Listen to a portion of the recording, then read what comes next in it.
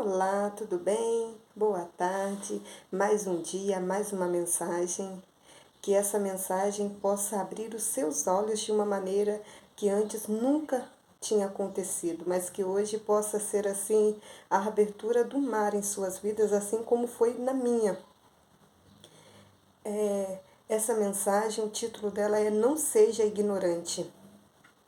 Ignorante é aquela pessoa que não está a par de uma situação ou uma coisa, aquela que desconhece o sentido de alguma coisa.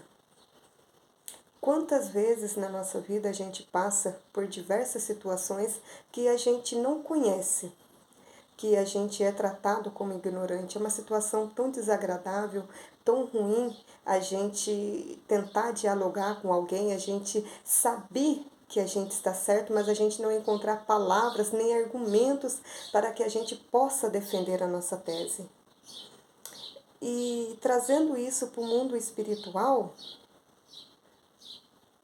você já parou para pensar quantas vezes que a gente acaba sendo ignorante, que a gente não conhece o que Deus tem para a nossa vida, a gente não conhece o trabalhar de Deus, a gente não conhece a maneira com que Ele faz as coisas, o porquê que Ele faz as coisas. E uma pessoa ignorante tem vários sentidos dela ser ignorante, não só apenas dela não saber sobre algo, sobre uma situação, mas quando isso acontece, ela acaba ficando nervosa, ela grita, ela, ao invés dela tentar convencer com o conhecimento, ela tenta convencer com o grito. Então, o que acontece quando a gente desconhece os planos de Deus para a nossa vida? Você já pediu algo a Ele e não aconteceu, e você grita, você xinga, você briga, você bate o pé e diz que vai embora? Pois é, nós estamos sendo ignorantes nessa parte, no sentido de que nós não sabemos o que Deus está fazendo, como está fazendo e por que está fazendo. Então, na nossa ignorância, pelo fato da gente não conhecer o trabalhar de Deus, a gente age dessa maneira. E também temos aquela ignorância da gente não conhecer os planos de Deus, porque a gente não se aproxima dele, porque a gente não faz a sua vontade, porque a gente não ora da maneira que é para orar. Quando a gente vai orar, a gente quer pedir alguma coisa. Quando a gente vai buscar, é porque a gente está querendo algo de Deus. Não porque a gente quer o contato, não porque a gente quer saber do que está acontecendo. Sabe, devemos procurar a Deus para que a gente venha se fortalecer. Muitas das vezes a gente está procurando pela maneira errada. Nós estamos o tempo todo buscando a Deus apenas pelo que Ele pode nos dar. Sabe, nós devemos parar com isso, nós devemos procurar a Deus verdadeiramente, nós devemos querer entender as coisas do Pai. Nós temos que ter em mente que nós fomos criaturas criadas por Deus. A partir do momento que nós levantamos a mão para aceitar Jesus como nosso único, suficiente Salvador, nós passamos de criatura para filhos. Mas como que nós podemos ser filhos se a gente não conhece a vontade do Pai? Como que nós podemos falar com alguém sobre o amor de Deus se a gente não conhece quais são os planos de Deus, quais são as vontades que Deus tem para a nossa vida? Sabe, senão a gente estaria falando de algo que a gente leu, que alguém contou, mas sem base firme, sabe? Quando a gente tem aquele conhecimento, aquilo que nos liberta, a gente fala com propriedade de causa. Então nós precisamos urgentemente procurar saber das coisas de Deus, procurar saber o porquê que Deus me escolheu, o porquê que Ele te escolheu, quais são os planos que Ele tem sobre a sua vida, o porquê que algumas coisas estão acontecendo, ou o porquê que algumas coisas não estão acontecendo. A gente precisa parar de buscar de maneira errada. Nós precisamos saber qual é o propósito sobre nossa vida. A gente precisa ter conhecimento. E o conhecimento, ela vem através da palavra, quando a gente realmente vai buscar os verdadeiros interesses. Sabe, nós não podemos ser pessoas interesseiras, que quer apenas algo que Deus possa dar. Sabe, a gente tem que ter em mente que Deus, ele sente prazer em abençoar os seus filhos. Mas os seus filhos têm que querer fazer a sua vontade. Você tem noção que nós temos um inimigo, né? Isso todo mundo sabe. O inimigo, ele veio para matar, roubar e destruir. Ele está o tempo todo se levantando contra a minha, se levantando contra a sua vida. Ele quer de alguma maneira barrar o que Deus tem para a nossa vida. Ele sabe dos planos que Deus tem para mim, ele sabe dos planos que Deus tem para você, ele sabe aonde nós podemos chegar. Porém, ele também sabe da nossa fraqueza, da nossa limitação, ele sabe qual é o nosso ponto fraco e é nisso que toda vez ele sempre vai estar agindo contra a nossa vida, no nosso ponto fraco, ele sempre vai estar usando isso contra a nossa vida. O inimigo, ele sabe a vontade de Deus, ele conhece os planos de Deus, ele sabe a Bíblia de ponta a ponta. E eu não sei você, se alguém me falar alguma passagem, alguma coisa, eu falo, sério? Eu ainda fico maravilhada, eu falei, que coisa linda, maravilhosa, e eu não tinha conhecimento. Então, quantas coisas que eu não sei, sabe? Quantas coisas que eu já perdi por eu não saber. Então, que a gente possa buscar sincera, de coração, de verdade, querer entender, querer compreender, que a gente venha pedir sabedoria para o Espírito Santo para que a gente possa estar cheio.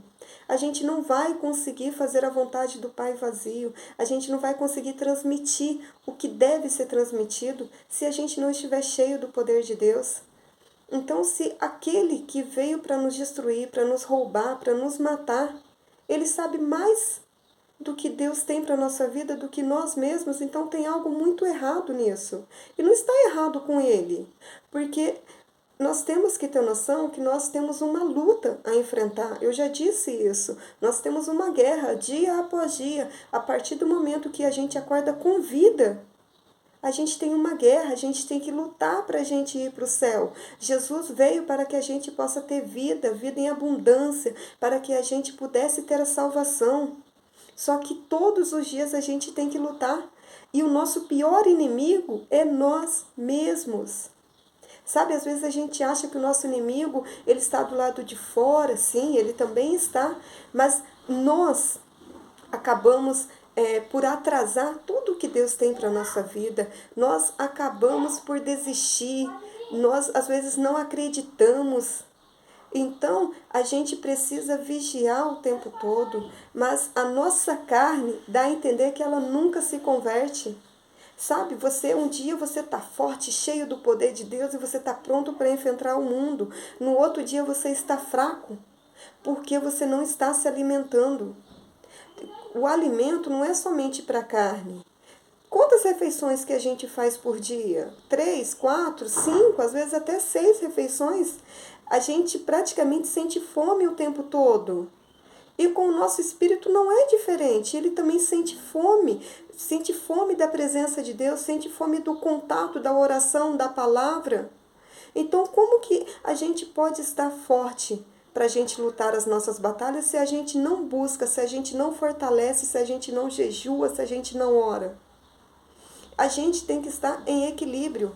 Não tem como a carne estar forte e o espírito estar fraco. Não tem como o espírito estar forte e você ter trabalhado muito, você não ter se alimentado, você não ter cuidado do corpo, porque o cansaço ele vai vir e você não vai conseguir entender os planos de Deus. Então, eu fui, em nome de Jesus, eu costumo falar fui, todas as coisas vocês vão me ver falar no passado, porque isso tem que ficar lá. Sabe, eu tenho que olhar para trás e eu tenho que ver a mudança de Deus, dia após dia. A cada mensagem que eu falo com vocês, eu preciso ver essa mudança na minha vida.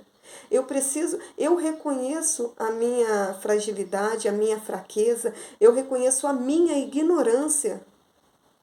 Sabe, em determinados assuntos, eu sou leiga em várias coisas, mas na parte de Deus eu estou sentindo assim um anseio tão grande de poder buscar a palavra de Deus, porque eu preciso estar a par das coisas do meu Pai.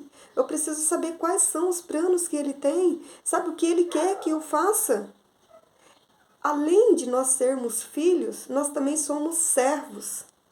Você já parou para pensar isso? Que o servo é aquele que serve, é aquele que faz a vontade do seu Senhor. Não é aquele que questiona. Mas o porquê que eu tenho que fazer isso? Eu acho que se eu fazer dessa maneira vai ser melhor. Sabe, ao mesmo tempo que nós temos que ter sabedoria para a gente pensar, para a gente argumentar, mas nós também temos que reconhecer a nossa posição. Deus, Ele nos chama de filho porque Ele quer que a gente faça parte daqueles que são eleitos para entrar no céu. Mas nós também temos que ter a humildade para reconhecer qual é a nossa posição. Que só o Senhor é Deus, que Ele manda e a gente obedece. A gente não pode ficar o tempo todo questionando o porquê. Senhor, mas isso está errado. Como assim? Algo, algo que Deus ele enxerga como um todo. Ele vê passado, presente e futuro assim num piscar de olhos. Ele sabe de todas as coisas que já aconteceu, que estão por vir na nossa vida. Ele sabe onde nós vamos chegar. Ele sabe aqueles que infelizmente não conseguirão chegar. Então ele trabalha de uma maneira diferente. E nós só conseguimos enxergar o agora e o ontem. Porque a gente tenta o tempo todo trazer o passado para a nossa vida. O passado ele deve servir como aprendizado naquilo que a gente errou, naquilo que a gente falhou, para que quando acontecer a mesma situação, que a gente não venha cometer os mesmos erros. Mas a gente quer o tempo todo trazer o passado junto, aquela coisa, aquela angústia, aquele medo, aquela insegurança, e a gente não está pronto para o novo, para viver as maravilhas que Deus tem para a nossa vida. Eu preciso, e eu creio também que você precisa saber sobre isso. Eu preciso deixar de ser ignorante, eu preciso conhecer o que Deus tem para a nossa vida, que a gente venha buscar, que a gente venha ter uma verdadeira busca para que a gente possa estar a par da vontade de Deus. Sabe, o que Ele pode nos dar é algo, não seria um prêmio, sabe? Porque senão a gente sempre estaria buscando por aquilo. Mas que a gente possa buscar a Deus de uma maneira sem recompensa. Porque a única recompensa que a gente vai ter é da gente morar no céu, é da gente conhecer a Jesus, da gente poder ver como Ele é. Sabe, você já parou para pensar? Eu fico assim o tempo todo, como será que Ele era? Sabe, a fisionomia dele, o jeito dele, a mansidão dele. Eu estou o tempo todo querendo ver com os meus olhos. Eu não quero mais que as outras pessoas me contem, olha, eu tive uma experiência, eu vivi isso. Eu quero viver as minhas experiências, mas para isso eu não posso mais ser ignorante. Sabe, todos os dias Satanás vem nos afrontar, dizendo que nós somos perdedores, dizendo que nós somos um lixo, que nós não conseguimos, que nós não somos nada. Sabe, essas palavras vêm assim como seta na nossa mente e a gente acaba acreditando. A gente realmente acha, ai, realmente, ele vem nos acusando de algo que nós já fizemos no passado, que nem Deus se lembra nós, porque Ele nos limpou, Ele nos purificou. Só que na nossa ignorância a gente sequer lembra disso. Então, todos os dias, quando vier esse tipo de acusação, a gente tem que estar firme na palavra. Assim como aconteceu que Jesus estava jejuando e o inimigo veio afrontá-lo, ele usou a palavra para poder se fortalecer e para poder derrotar o inimigo, que a gente também possa ter a palavra na ponta da boca, na ponta da língua, para que ele não venha nos acusar daquilo que nós já nascemos para ser vencedor. Sabe, o propósito de Deus é que nós vencemos. Sabe, Jesus venceu e Ele quer que Ele quer que você também vença. Mas para isso a gente precisa estar forte, a gente precisa saber como são as nossas forças, de onde vem? Nós não somos nada e nem ninguém sem a presença de Deus. Sabe, se eu imagino o porquê que Davi preferiu que todas as coisas acontecessem com ele, mas que a presença jamais sairia, porque ele sabia que ele sem Deus não era nada, sabe? Então, que a gente possa desejar isso, ao invés da gente desejar riqueza, da gente desejar bens materiais, que a gente venha desejar a presença de Deus dia e noite.